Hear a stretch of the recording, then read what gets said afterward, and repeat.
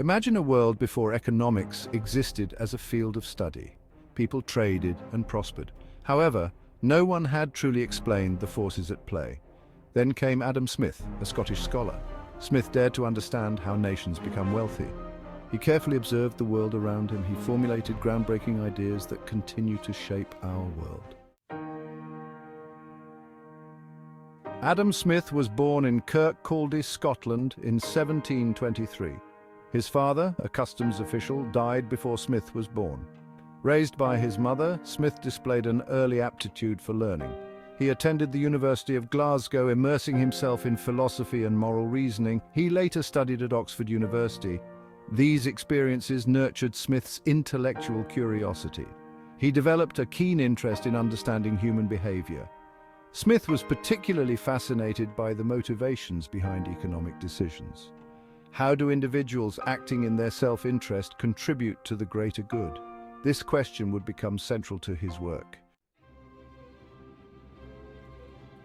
In 1776, Adam Smith published his magnum opus, an inquiry into the nature and causes of the wealth of nations. This groundbreaking work challenged conventional economic thinking. Smith argued against the prevailing mercantilist system. Mercantilism promoted government intervention and the accumulation of gold reserves. Smith proposed a radically different approach. He believed that the wealth of a nation lay not in its gold reserves. True wealth, he argued, resided in the productivity of its people and the free exchange of goods and services. The wealth of nations became a cornerstone of classical economics.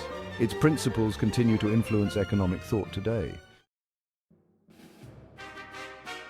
One of Smith's most enduring concepts is the invisible hand. He argued that individuals pursuing their self-interest in a free market are led by an unseen force. This force, like an invisible hand, guides them to make decisions that benefit society as a whole. When individuals are free to pursue profit, Smith argued, they innovate. They produce goods and services that others need and want. Competition keeps prices in check. It ensures that resources are allocated efficiently. Thus, Smith believed, the pursuit of self-interest within a well-regulated market paradoxically promotes the common good. Section 5, Free Trade and Specialization, Pillars of Prosperity. Adam Smith was a staunch advocate for free trade.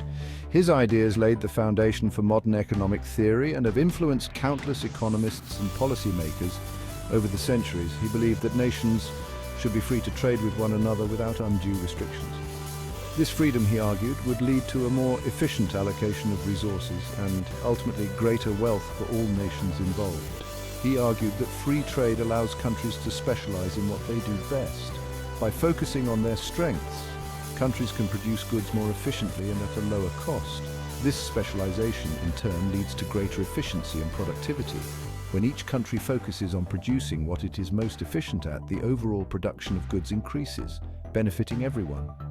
Smith used the example of a pin factory to illustrate the benefits of specialization. In his seminal work, The Wealth of Nations, he described how dividing the production process into distinct tasks could vastly improve efficiency. He observed that the production of pins could be divided into numerous simple tasks. Each worker, by focusing on a single task, could produce far more pins than if they were responsible for the entire process. When workers specialize in one or two of these tasks, output increases dramatically. This principle of specialization is not limited to pin factories, but applies to all industries and sectors. Free trade allows countries to benefit from this increased productivity by importing specialized goods from one another. This exchange of goods and services leads to a more interconnected and prosperous global economy, where resources are used more efficiently and consumers have access to a wider variety of products at lower prices. Section 6. The division of labor. Increasing efficiency. The division of labor, a concept closely related to specialization, is another key principle in Smith's work. This idea revolutionized the way we think about productivity and efficiency in various industries.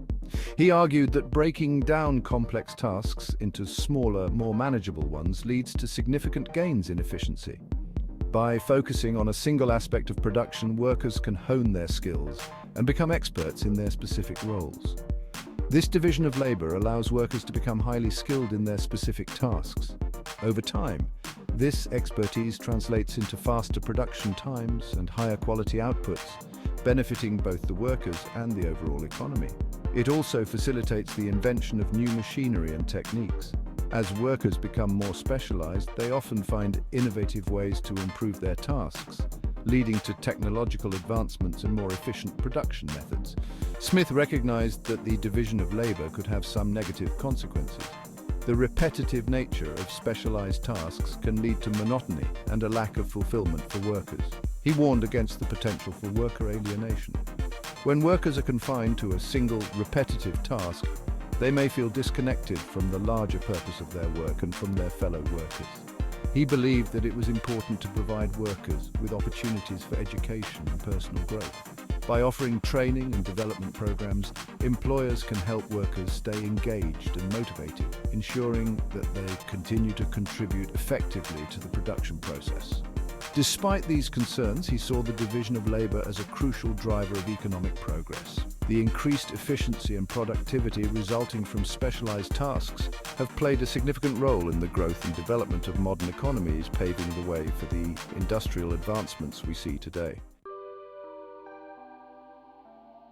Section 7, Morality and Economics, Smith's Ethical Considerations. While Adam Smith is best known for his economic theories, he was also a moral philosopher. He believed that economics could not be separated from ethical considerations. In his earlier work, The Theory of Moral Sentiments, Smith explored the nature of empathy and sympathy. He argued that humans are naturally inclined to care about the well-being of others. This moral sentiment, he believed, played an important role in regulating behavior within society.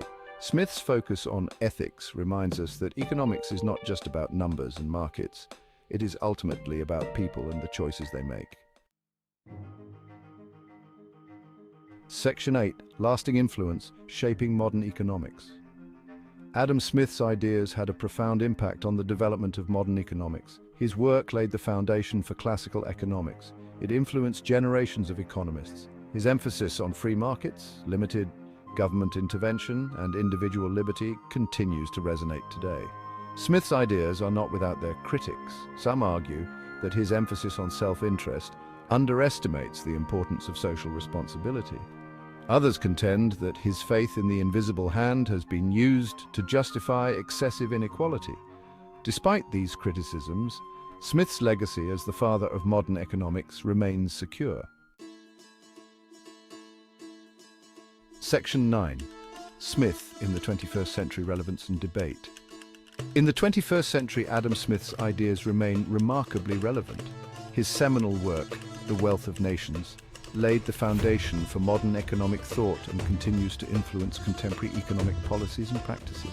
The principles of free trade, specialization, and the division of labor, which Smith so eloquently articulated, are still considered fundamental to economic growth. These concepts have been integrated into the fabric of global commerce, driving efficiency and innovation across industries.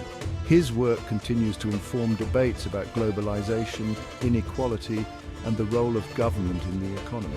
Policymakers and economists frequently reference Smith's theories when discussing the benefits and drawbacks of open markets and the distribution of wealth. However, the world today is vastly different from the one Smith inhabited. The rapid pace of technological advancement and the interconnectedness of global economies present new challenges and opportunities that Smith could not have foreseen.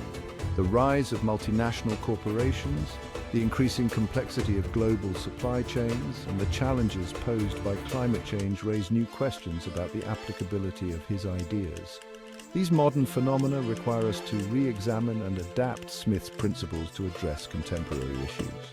Nonetheless, Smith's work provides a valuable framework for understanding the forces shaping our economic lives.